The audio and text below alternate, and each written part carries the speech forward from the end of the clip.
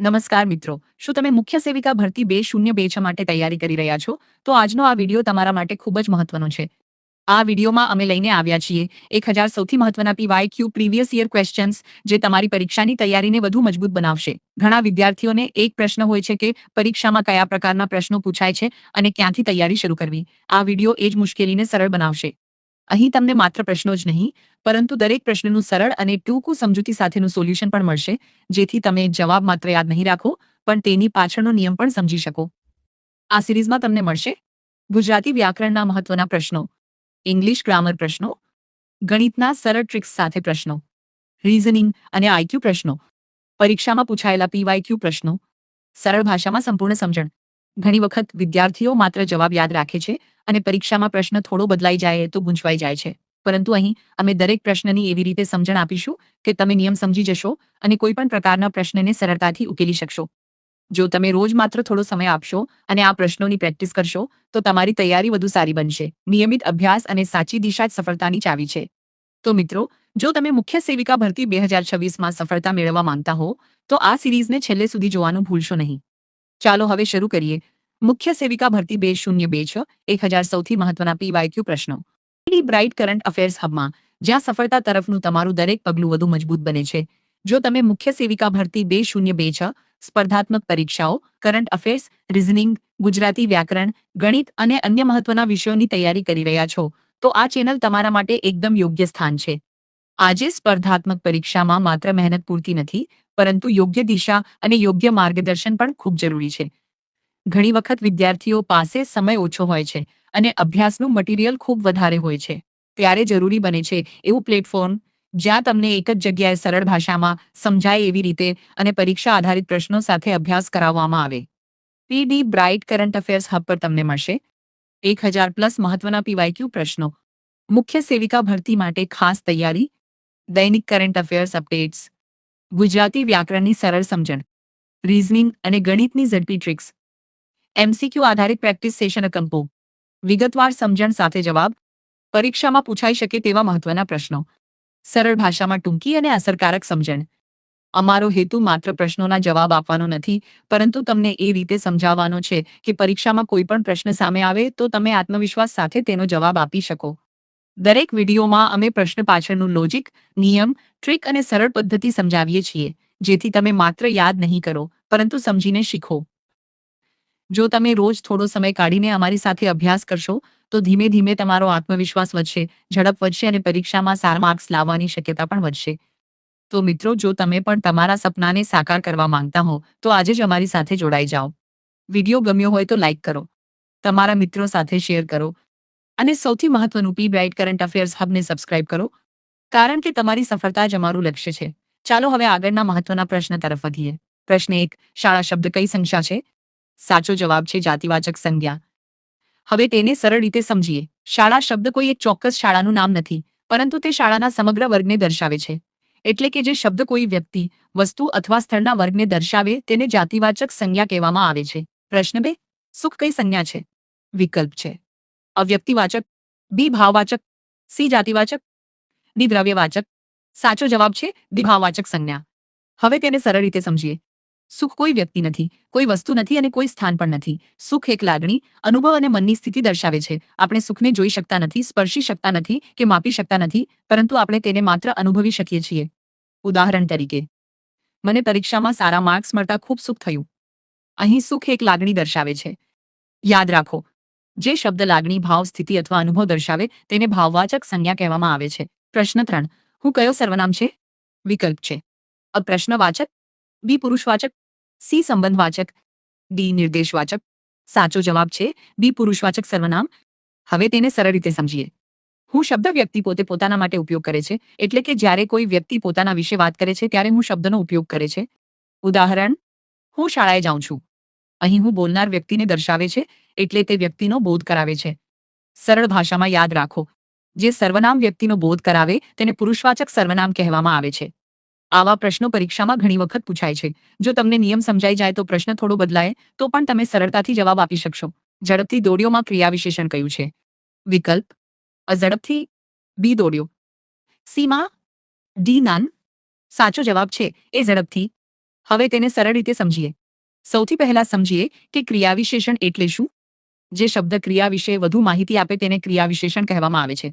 એટલે કે ક્રિયા કેવી રીતે થઈ, ક્યારે થઈ, ક્યાં થઈ અથવા કેટલી થઈ તે દર્શાવતો શબ્દ ક્રિયા વિશેષણ કહેવાય. અહીં આપેલું વાક્ય છે, ઝડપથી દોડ્યો. અહીં દોડ્યો શબ્દ ક્રિયા છે કારણ કે તે કાર્ય દર્શાવે છે. હવે આપણે એક નાનો પ્રશ્ન પૂછીએ, કેવી રીતે દોડ્યો? જવાબ મળે છે, ઝડપથી. એટલે કે ઝડપથી દોડવાની રીત બતાવે છે. તેથી ઝડપથી શબ્દ ક્રિયા વિશે વધુ માહિતી આપે છે. તેથી તેનો જવાબ ક્રિયા વિશેષણ થાય છે. આને એક સરળ ટ્રીકથી યાદ રાખો. જો કોઈ શબ્દ કેવી રીતે, ક્યારે, ક્યાં અથવા કેટલું જેવા પ્રશ્નોના જવાબ આપે તો તે ઘણી વખત ક્રિયા વિશેષણ હોય છે. ઉદાહરણ, રાહુલ ઝડપથી લખે છે. બાળક ધીમે ચાલે છે. તે આજે આવ્યો. અહીં ઝડપથી, ધીમે અને આજે ત્રણેય ક્રિયા વિશેષણ છે. મીઠો શબ્દ શું દર્શાવે છે? વિકલ્પ, ગુણ, બી નામ, સી ક્રિયા, ડી સંખ્યા રસેશન પુ. સાચો જવાબ છે એ ગુણ. હવે તેને સરળ રીતે સમજીએ. સૌથી પહેલા સમજીએ કે મીઠો શબ્દ શું બતાવે છે. મીઠો કોઈ વ્યક્તિનું નામ નથી, કોઈ ક્રિયા નથી અને કોઈ સંખ્યા પણ નથી. તે કોઈ વસ્તુનો ગુણ અથવા સ્વભાવ દર્શાવે છે. ઉદાહરણ તરીકે, મીઠો સ્વાદ, અહીં મીઠો સ્વાદનો ગુણ બતાવે છે. મીઠો અવાજ, અહીં મીઠો અવાજની ખાસિયત બતાવે છે. મીઠી વાણી, અહીં મીઠી વાણીનો ગુણ બતાવે છે. એટલે કે મીઠો શબ્દ કોઈ વસ્તુની ખાસિયત અથવા ગુણ દર્શાવે છે. સરળ ટ્રીકથી યાદ રાખો. જો કોઈ શબ્દ કેવું, કેવી અથવા કેવો જેવા પ્રશ્નોના જવાબ આપે તો તે ઘણી વખત ગુણ દર્શાવે છે. જેમ, આમ કેવું છે? મીઠું. અવાજ કેવો છે? મીઠો. તેથી યાદ રાખો, મીઠો ઇક્વલ્સ ગુણ દર્શાવતો શબ્દ. Choose the correct sentence. She go to school. B she goes to school. C she going to school. D she gone to school. સાચો જવાબ છે B she goes to school. હવે તેને સરળ રીતે સમજીએ. અહીં શી એટલે ત્રીજો પુરુષ એકવચન થર્ડ પર્સન સિંગ્યુલર છે. ઇંગ્લિશ ગ્રામરનો એક ખૂબ જ મહત્વનો નિયમ છે. પ્રેઝન્ટ સિમ્પલ ટેન્સમાં જો સબ્જેક્ટ હી શી અથવા ઇટ હોય તો વર્બ સાથે અથવા ઈએસ ઉમેરવામાં આવે છે. અહીં મૂળ વર્બ છે ગો, પણ સબ્જેક્ટ શી છે એટલે go plus ES equals goes. તેથી સાચું વાક્ય બનશે, શી ગોઝ ટુ સ્કૂલ. હવે બીજા વિકલ્પો કેમ ખોટા છે તે પણ સમજીએ. She go to school gives go ની જગ્યાએ ગુઝ આવવું જોઈએ. She going to school gives અહીં હેલ્પિંગ વર્બ જ નથી. She gone to school gives gone સાથે હેલ્પિંગ વર્બ જરૂરી છે. આને એક સરળ ટ્રીકથી યાદ રાખો. He plus s by she plus s by it plus s. ઉદાહરણ, he plays cricket. She reads a book. It works well. Antonym of happy. વિકલ્પ, a joyful, B sad, c bright, d fast આર્ટિયો મારિયસ. સાચો જવાબ છે બી sad. હવે તેને સરળ રીતે સમજીએ. સૌથી પહેલા સમજીએ કે એન્ટેનિમ એટલે શું. એન્ટેનિમ એટલે કોઈ શબ્દનો વિરુદ્ધ અર્થ ધરાવતો શબ્દ. હવે હેપી શબ્દનો અર્થ થાય છે ખુશ, આનંદિત અથવા પ્રસન્ન. અને સાડ શબ્દનો અર્થ થાય છે દુઃખી અથવા ઉદાસ. એટલે કે હેપી અને સેડ બંને એકબીજાના વિરુદ્ધ અર્થ ધરાવે છે. હવે બીજા વિકલ્પો કેમ ખોટા છે તે જોઈએ. જોયફુલ ગિવ્સ તેનો અર્થ પણ ખુશ થાય છે એટલે તે સિનોનિમ છે. બ્રાઇટ ગિવ્સ તેનો અર્થ તેજસ્વી. ફાસ્ટ ગિવ્સ તેનો અર્થ ઝડપી. સરળ ટ્રીકથી યાદ રાખો. Happy yields which is reversible sad. Big yields which is reversible small. Hot yields which is reversible cold. Up yields which is reversible down. આવી જોડીવાળા શબ્દો પરીક્ષામાં ખૂબ પૂછાય છે. જો તમે રોજ થોડા શબ્દોની પ્રેક્ટિસ કરશો તો વોકેબ્યુલરી ખૂબ મજબૂત બનશે. Synonym of quick. વિકલ્પ, અ સ્લો, બી ફાસ્ટ, સી વીક, ડી કામ. સાચો જવાબ છે બી ફાસ્ટ. હવે તેને સરળ રીતે સમજીએ. સૌ પ્રથમ સમજીએ કે સિનોનિમ એટલે શું. સિનોનિમ એટલે જે શબ્દનો અર્થ સરખો અથવા મળતો આવે તે શબ્દ. હવે ક્વિક શબ્દનો અર્થ થાય છે ઝડપી અથવા ઓછા સમયમાં કામ કરનાર. અને ફાસ્ટનો અર્થ પણ થાય છે ઝડપી. સીઝ એટલે કે બંને શબ્દોનો અર્થ લગભગ એક સરખો છે. તેથી ફાસ્ટ એક ક્વિકનો સિનોનિમ છે. હવે બીજા વિકલ્પો કેમ ખોટા છે તે જોઈએ. સ્લો ગિવ્સ ધીમું, વીક ગિવ્સ નબળું, કમ ગિવ્સ શાંત. આ શબ્દોના અર્થ ક્વિક જેવા નથી. સરળ ટ્રીકથી યાદ રાખો. Quick equals fast, big equals large, small equals tiny, smart equals intelligent tiny. Identify noun. The boy plays cricket. વિકલ્પ, a plays, b cricket and c boy, d both b and c. સાચો જવાબ છે d both b and c. હવે તેને સરળ રીતે સમજીએ. સૌથી પહેલા સમજીએ કે નાઉન એટલે શું. નાઉન એટલે કોઈ વ્યક્તિ, સ્થળ, વસ્તુ, પ્રાણી અથવા વિચારનું નામ દર્શાવતો શબ્દ. હવે વાક્ય જોઈએ. The boy plays cricket.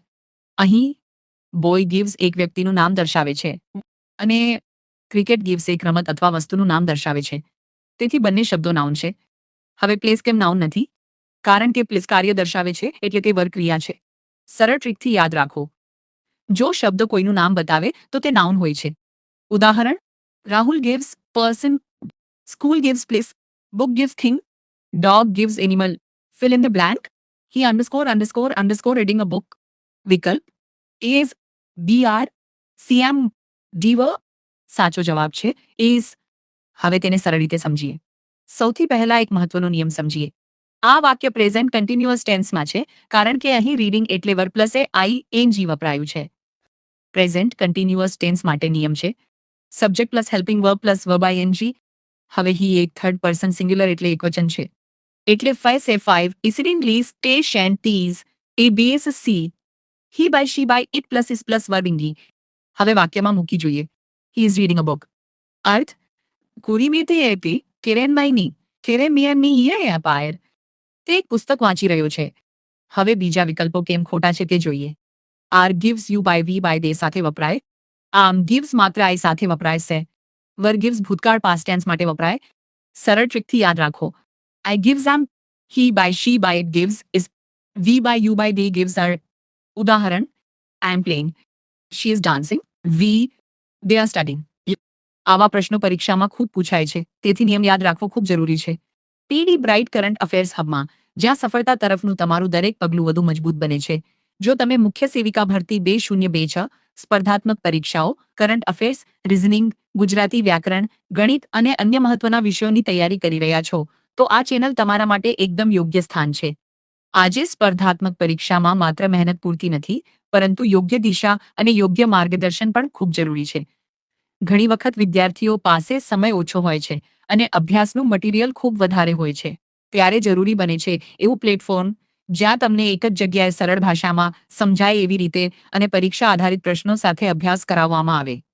PD bright current affairs hub પર તમને મળશે 1000+ મહત્વના PYQ પ્રશ્નો, મુખ્ય સેવિકા ભરતી માટે ખાસ તૈયારી, દૈનિક કરંટ અફેર્સ અપડેટ્સ, ગુજરાતી વ્યાકરણની સરળ સમજણ, રીઝનિંગ અને ગણિતની ઝડપી ટ્રિક્સ, MCQ આધારિત પ્રેક્ટિસ સેશન અકંપો, વિગતવાર સમજણ સાથે જવાબ, પરીક્ષામાં પૂછાઈ શકે તેવા મહત્વના પ્રશ્નો, સરળ ભાષામાં ટૂંકી અને અસરકારક સમજણ.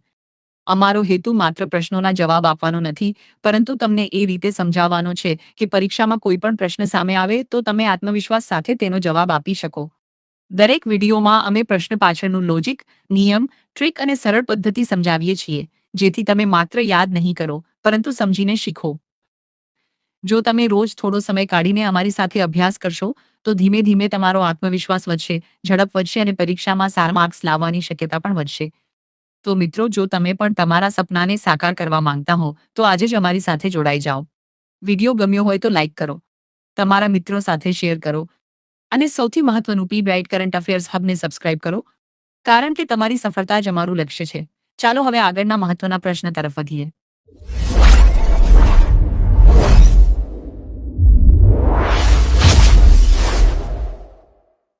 પીડી બ્રાઇટ લઈને આવ્યું છે 1000 MCQ સિરીઝ. દરરોજ પ્રેક્ટિસ, સફળતાની ગેરંટી. દરરોજ MCQ પ્રેક્ટિસ કરો અને બનાવો તમારું સિલેક્શન વધુ સ્ટ્રોંગ.